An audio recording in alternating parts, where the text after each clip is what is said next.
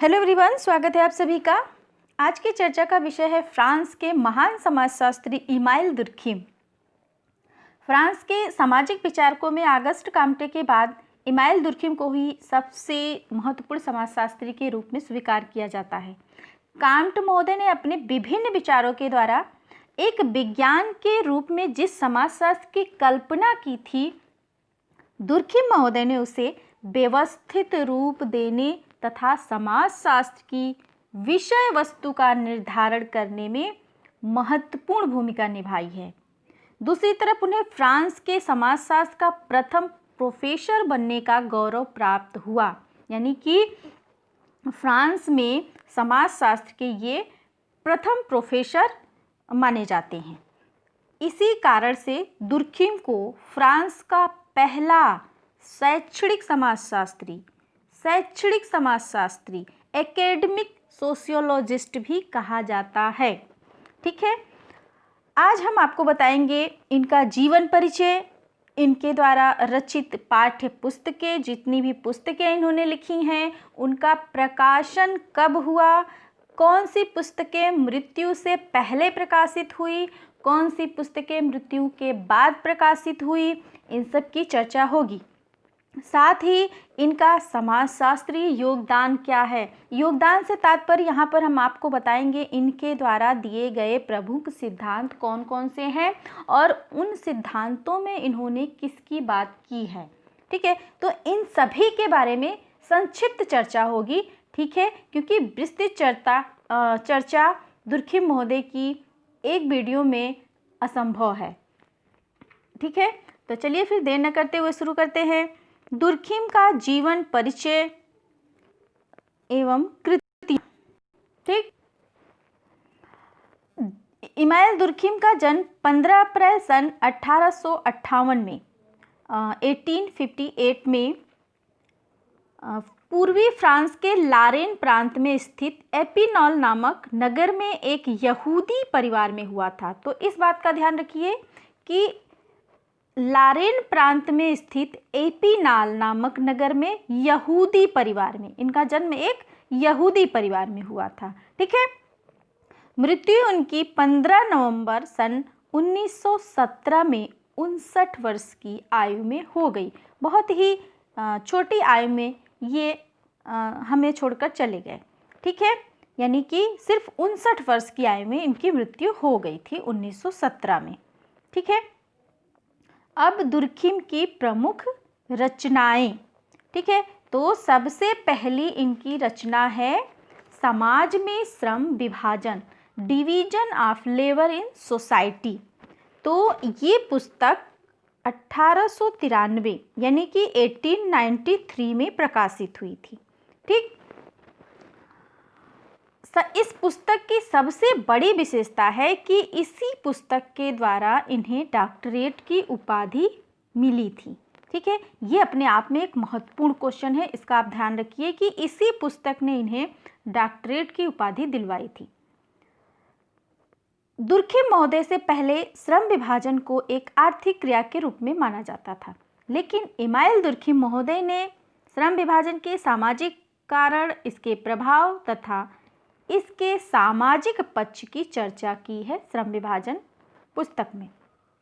अगर श्रम विभाजन के बारे में आपको डिटेल में जानना है, श्रम विभाजन सिद्धांत क्या है, तो आप चैनल को सब्सक्राइब कर लीजिए। इमाइल दुर्खिम का श्रम विभाजन सिद्धांत चैनल पे आपको मिल जाएगा, अपलोडेड वीडियो है। ठीक है, आगे देखते हैं। दूसरी पुस्तक है इनकी समाजशास्त्र की पद्धति के नियम, the rules of sociological method. ये पुस्तक 1895 में प्रकाशित हुई थी। अब इस पुस्तक में इन्होंने कौन सी बात कही है, तो ध्यान से सुनिए। इस पुस्तक को लिखने का जो सबसे बड़ा उद्देश्य था दुर्खिम महोदय का, ये था कि इन्होंने अन्य विज्ञानों की तरह, यानी कि जो दूसरे विज्ञान हैं उनकी तरह वैज्ञानिक पद्धतियों की सहायता से सामाजिक घटनाओं का पक्षपात रहित होकर अध्ययन किया जा सकता है। यानी कि सामाजिक घटनाओं का वैज्ञानिक तरीके से, वस्तुनिष्ठ तरीके से अध्ययन किया जाए, इसकी बात की है इन्होंने इस पुस्तक में। तीसरी पुस्तक है आत्महत्या 1897 ईस्वी में, 1897 में द सुसाइड, इसे ली सुसाइड के नाम से भी जाना जाता है, इसका ध्यान रखिए आप लोग। देखिए फ्रेंच भाषा में, ये पुस्तक फ्रेंच भाषा में लिखी गई थी। दुर्खिम की इस पुस्तक का प्रकाशन 1897 में हुआ। इस पुस्तक में इन्होंने आत्महत्या को एक सामाजिक तथ्य मानते हुए इसके विभिन्न प्रकारों को विस्तार से स्पष्ट किया है। इस सिद्धांत के बारे में अगर आपको जानना है तो आप चैनल पे जाइए, ये वीडियो भी आपको मिल जाएगी। ठीक है, अगली पुस्तक है धार्मिक जीवन के आरंभिक स्वरूप 1912 ईस्वी में। ये पुस्तक 1912 में प्रकाशित हुई है, the elementary from the religious life. ठीक, इस पुस्तक में आज भी धर्म के समाजशास्त्र का प्रमुख आधार माना जाता है। यानी कि दुर्खिम महोदय की ये जो पुस्तक है, इसे आज भी धर्म के समाजशास्त्र का प्रमुख आधार माना जाता है। और इस पुस्तक में इन्होंने धर्म की उत्पत्ति के सिद्धांत, ठीक है, इसका क्या महत्व है, इसके विश्वास, इसके अनुष्ठान, इसका आरंभिक स्वरूप क्या था, इसके प्रकार क्या है, इन सब का विस्तृत चर्चा किया है। ठीक, अगली पुस्तक है शिक्षा तथा समाजशास्त्र 1912 ईस्वी में। ठीक है, धार्मिक जीवन के आरंभिक स्वरूप, ये जो पुस्तक है ये आखिरी पुस्तक थी इनके जीवन काल की। यानी कि यहाँ से जो पुस्तकें हैं ये सभी इनके मृत्यु के बाद प्रकाशित हुई, क्योंकि इनकी मृत्यु 1917 में हो चुकी थी और ये पुस्तक 1912 में प्रकाशित हुई। ठीक है, तो ये इनके जीवन काल की आखिरी पुस्तक है। शिक्षा तथा समाजशास्त्र 1922 ईस्वी में प्रकाशित हुई। अगली पुस्तक है समाजशास्त्र तथा दर्शनशास्त्र, सोशियोलॉजी एंड फिलॉसफी। ये पुस्तक 1924 ईस्वी में प्रकाशित हुई। अगली पुस्तक है शिक्षा नीति। ये पुस्तक 1925 ईस्वी में प्रकाशित हुई थी, एजुकेशन मोरल। ठीक है, अगली पुस्तक है फ्रांस में शिक्षा शास्त्र का उद्विकास, 1938 ईस्वी में ये पुस्तक प्रकाशित हुई थी। इसके अलावा दुर्खिम महोदय ने अनेक विद्वानों की पुस्तकों की समीक्षाएं लिखी तथा समाजशास्त्र में इनका भी महत्वपूर्ण स्थान है। ठीक है, यानी कि इन्होंने जितनी भी पुस्तकों की समीक्षा की है, इसके अलावा, ठीक है, उसका भी समाजशास्त्र में बहुत बड़ा योगदान है। ठीक है, ये जितनी भी पुस्तकें मैंने अभी बताई ये सब मोस्ट इम्पॉर्टेंट है, क्योंकि ये सारे पुस्तकें एग्ज़ाम में पूछे जा चुके हैं। ठीक है, तो इन सभी को आप ध्यान से देख लीजिए, कब ये प्रकाशित हुई हैं, इनका भी, इसको भी आप ध्यान से देख लीजिएगा। अब देखते हैं दुर्खिम का समाजशास्त्रीय योगदान, यानी कि इनका समाजशास्त्र में क्या योगदान है।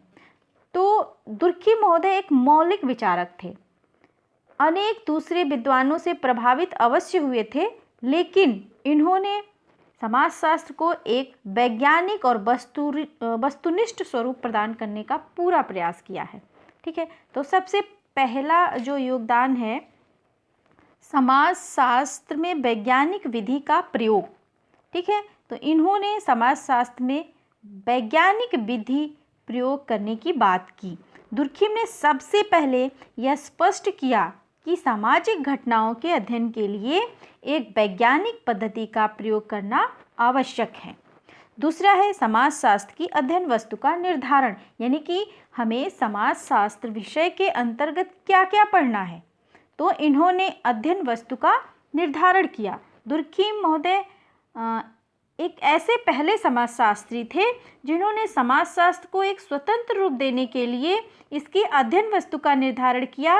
इनके अनुसार समाजशास्त्र की वास्तविक अध्ययन वस्तु सामाजिक तथ्य है, यानी कि इन्होंने सामाजिक तथ्य को समाजशास्त्र की वास्तविक अध्ययन वस्तु के रूप में स्वीकार किया। अगला जो योगदान है अपराध की नई व्याख्या। इन्होंने इस पुस्तक में इस सिद्धांत में अपराध की एक नई व्याख्या की।